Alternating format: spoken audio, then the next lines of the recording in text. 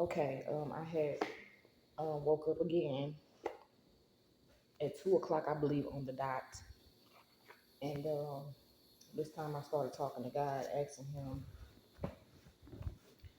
what it was. I started asking a lot of questions. I wanted to know why I was being woke up at that time. Um, I think I know why I was woke up. Uh, I was up for a little second, and then asking God, talking to Him, asking Him questions and stuff, and then I made sure I laid back down.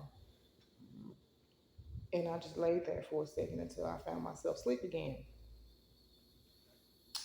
Well, when I went back to sleep, I had a couple of dreams when I fell asleep.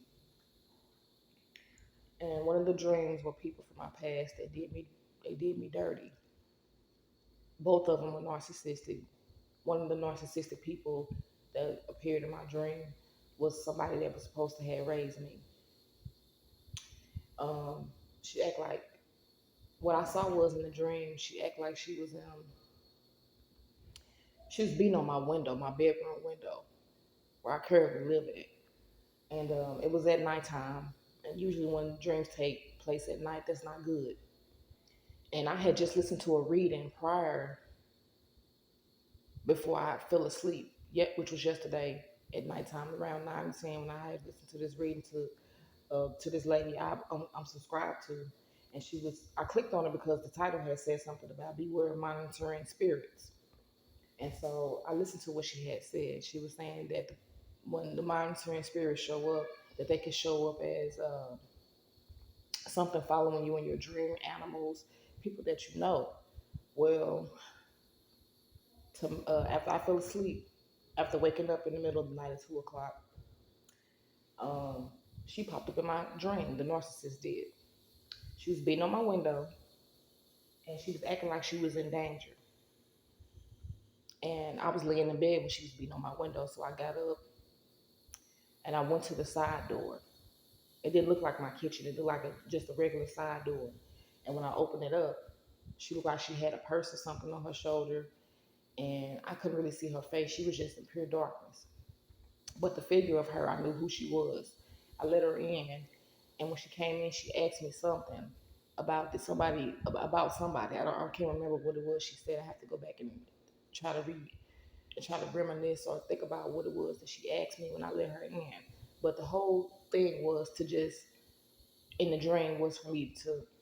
I guess it was for me to open up to let her in, but in real life, I would have never answered my door for her. The people that I left behind that I grew up around, including her, I don't ever want to hear from them again. I left them where they're at for a reason. I moved to a whole different location. I don't want nothing to do with the people that I grew up around because everybody, each and every one of them, did something toward me. They plotted on me. They were always in groups. And it was always to make me out as a scapegoat. I'm the black sheep, apparently. And I just don't want anything to do with them. But right after I listened to the Geechee talk about monitoring spirits, lo and behold, she popped up in my sleep. And I answered the door and I let her in. That's all I remember was letting her in. That wasn't good. So I guess she's one of the monitoring spirits. She wants to know so bad what I'm doing. So she can try to sabotage it or try to copy. And, she was doing all of that when I left her. She was copying me, trying to steal my ideas, and the things that she was copying off of me, she was using against me, using whatever that she saw on me against me. I was just talking about this in my other little video that I recorded when I was pulling cards. The other person I dreamed about was somebody that I was dealing with that he just wanted friends with benefits. I don't know if people was putting spells on him or what the issue was, but he also popped up in my sleep. And in this dream, I saw my dead brother Therese. It looked like I was having some kind of celebration, and I was still in the dream. I was still the dream was taking place in my old apartment where I left everybody at up there in Jonesboro, Arkansas, in my apartment when I stayed on the hill.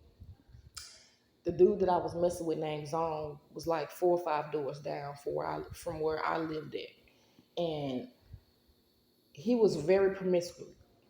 I can't say the word promiscuous. He was very promiscuous.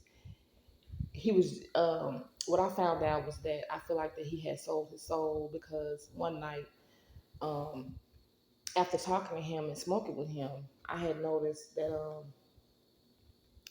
every time I was interacting with him, I would be real weak after the fact. He would drain all of my energy. He was very sexually promiscuous. What he was doing was he was going around taking females' energy that had powerful energy, and I was one of those females. And I would notice like when he wanted to get what he needed,